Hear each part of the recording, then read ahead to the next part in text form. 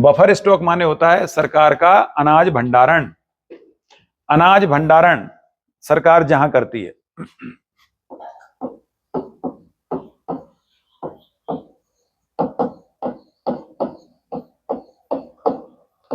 अनाज भंडारण का काम अभी सरकार वर्तमान में जब अनाज को रखती है तो कहां रखती है? वेयर हाउसेज में रखती है। और वेयर हाउस जो कारपोरेशन है वो किसके अंडर में काम करता है? ये एफसीआई के अंडर में, फूड कारपोरेशन ऑफ इंडिया, उसी ने वेयर हाउस बनाए हैं। तो अभी वर्तमान में हमारी सरकार के पास जितने वेयर हाउस हैं उनमें ही पूरा का पूरा स्टॉक रखा जाता है। सरकार कितना स्टॉक रखती है? अब जितना भी अनाज खरीदती है सरकार उसे रखती है बफर स्टॉक में। और बफर स्टॉक के नाम पर सरकार इस समय कितना अनाज रखती है अपने पास? तो सरकार रखती है 68 मिलियन टन। ये 2024 के लिए रखा है 68 मिलियन टन। इस 68 मिलियन टन अनाज में 16 मिलियन टन गेहूं है और शेष 16 मिलियन टन चावल है और 52 मिलियन टन गेहूं है। अभी हमारी सरकार के पास ये बफर स्टॉक है। सरकार के पास जो भंडार है इस समय वो इतना है, 16 मिलियन टन चावल और 22 मिलियन टन गेहूं का बफर स्टॉक है।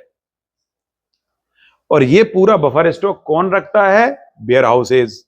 इस समय हिंदुस्तान में जितने वेयर हाउसेज हैं उनमें सरकारी कितने हैं? 70% सरकारी हैं और 30% प्राइवेट हैं। टोटल वेयर हाउसेज इस समय जो हैं पूरे देश में 30% warehouses, 30% capacity private sector के पास है और 70% कैपेसिटी एफसीआई यानी फूड कारपोरेशन ऑफ इंडिया के पास है। तो फूड कारपोरेशन ऑफ इंडिया जितना अनाज रखती है सुरक्षित, ये किस लिए रखती है सुरक्षित? क्योंकि भारत में खाद्य सुरक्षा बिल पास हो चुका है 2013 में। खाद्य सुरक्षा बिल के तहत सरकार लोगों को खाद्य सब्सिडी देती है ना। कहां से देती है खाद्य सब्सिडी? ये जो 80 करोड़ लोगों को सरकार खाना खिला रही है, इसके लिए सरकार पीडीएस सिस्टम के थ्रू, पब्लिक डिस्ट्रीब्यूशन सिस्टम, जिसे हम कंट्रोल सिस्टम कहते हैं, कंट्रोल होती है ना गांव गांव में, जगह जगह, उनके पास जो अनाज पहुंचता है वो कहां से पहुंचता है? वो यहीं से पहुंचता है। एमएसपी के माध्यम से सरकार किसानों से अनाज खरीदती है और खरीद के फिर उसी अनाज को पीडीएस सिस्टम के थ्रू बाहर बेचती है। जब बाहर बेचती है सरकार, किसको बेच रही है? गरीबों को बेच रही है ना। किस भाव में? 1 रुपए किलो गेहूं, 2 रुपए किलो चावल, 2 रुपए किलो गेहूं, 3 रुपए किलो चावल। ये सरकार रेट डिसाइड करती है। ये सरकार द्वारा तय किया जाने वाला ये प्राइजेज हैं। ये सरकार द्वारा डिस्ट्रीब्यूशन प्राइजेज हैं जो सरकार बाहर लेकर जा रही है, अपने अनाज को बेच रही है। और खरीद कितने में रही है? 2400 रुपए। 2400 रुपए क्विंटल यानी 24 रुपए किलो में खरीद रही है और 2 रुपए किलो में दे रही है। तो इतना सारा पैसा कहां से आएगा सरकार के पास? वही सरकार सब्सिडी से अपना पैसा, सब्सिडी के रूप में पैसा दे देती है।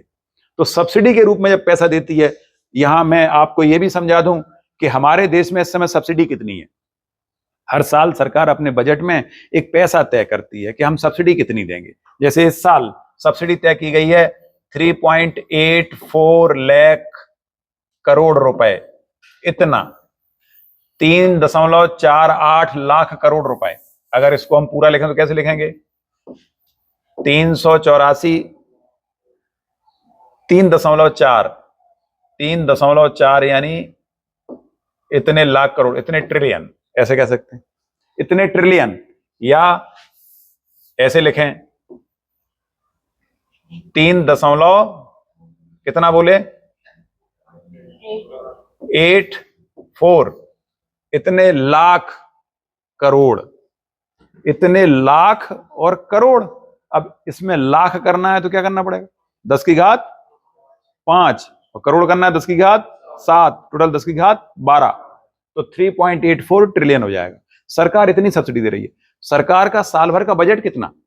हमारी सरकार का साल भर का बजट है 32 लाख करोड़। 32 लाख करोड़ इतना बजट है साल भर का सरकार का।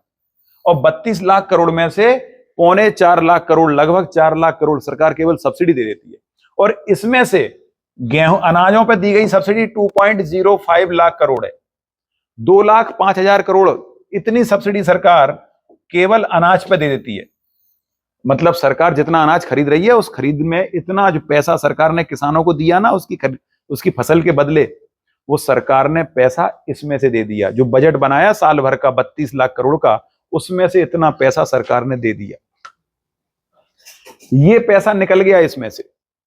सरकार साल भर में जितना इकट्ठा करती है रेवेन्यू, उसमें से लगभग 4 लाख करोड़ टोटल सब्सिडी दे देती है। और 4 लाख करोड़ में से ये देखिए आपने 2.05 लाख करोड़ ये किसको दे दिया? ये दे दिया अनाज के लिए सब्सिडी। और 1.6 लाख करोड़ इतनी सब्सिडी फर्टिलाइजर पे दे देती है। जो सरकार उर्वरक दे रही है ना किसानों को, फर्टिलाइजर, उस पर इतनी सब्सिडी दे देती है। भारत में सब्सिडी के 2 सबसे बड़े क्षेत्र, परीक्षा के लिए इंपॉर्टेंट, 2 सबसे बड़े क्षेत्र सब्सिडी के, नंबर 1 अनाज और नंबर 2 फर्टिलाइजर, केमिकल फर्टिलाइजर। ठीक है, उर्वरकों पर सब्सिडी और अनाज पर सब्सिडी, यही 2 सबसे बड़ी सब्सिडी है भारत में। और यही 2 सब्सिडी हिंदुस्तान के लिए बहुत बड़ा सरदर्द भी है। गरीबों को हम खाना दे रहे हैं, लेकिन हम गरीबों को नहीं दे रहे, हम वोट के लिए खाना दे रहे हैं। क्यों? क्योंकि 80 करोड़ लोगों को जबरदस्ती दे रहे हैं हम।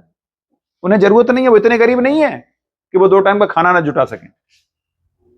हमें वास्तव में गरीबी रेखा के नीचे रहने वाले लोगों को देना चाहिए, लेकिन हम उनको भी दे रहे हैं जो गरीबी रेखा के ऊपर है। अब बताइए, हमारे देश की कुल जनसंख्या 144 करोड़ है, उसमें से 80 करोड़ लोगों को हम फ्री में अनाज दे रहे हैं। क्या 80 करोड़ लोग हमारे यहां गरीब हैं? नहीं। फिर भी हम क्यों दे रहे हैं?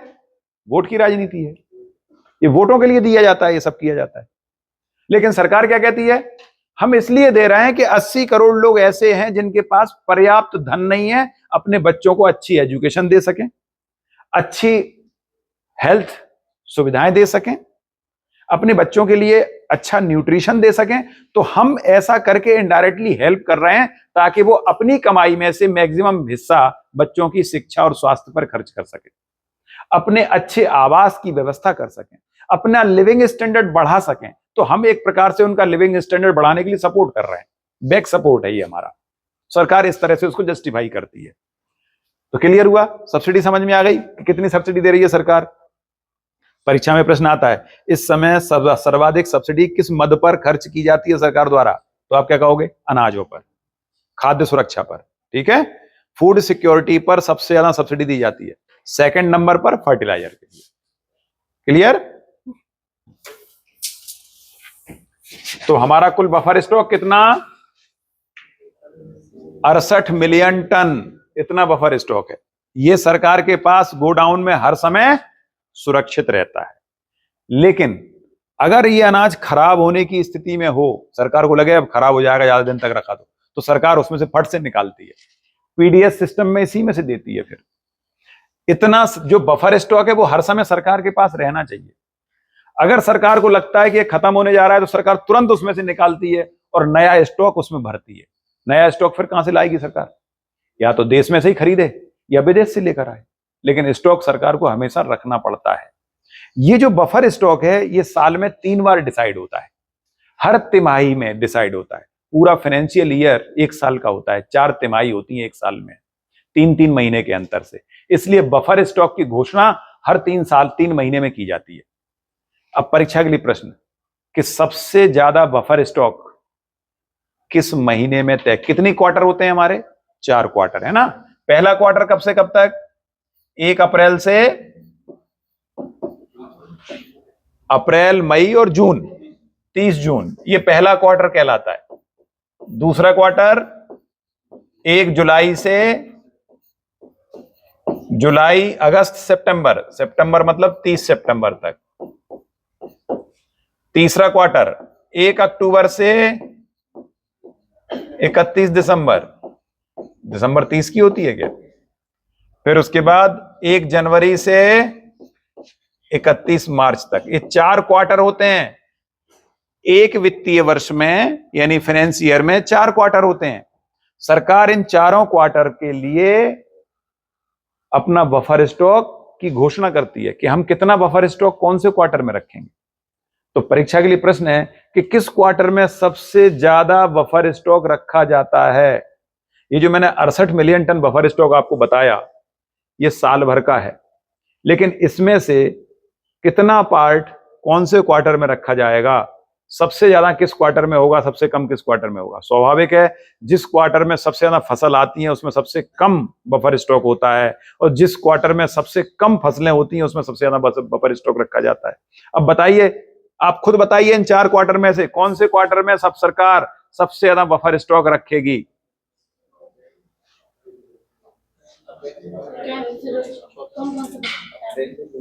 चार क्वार्टर है, पहला, दूसरा, तीसरा, चौथा। किस क्वार्टर में सरकार सबसे ज्यादा बफर स्टॉक रखेगी?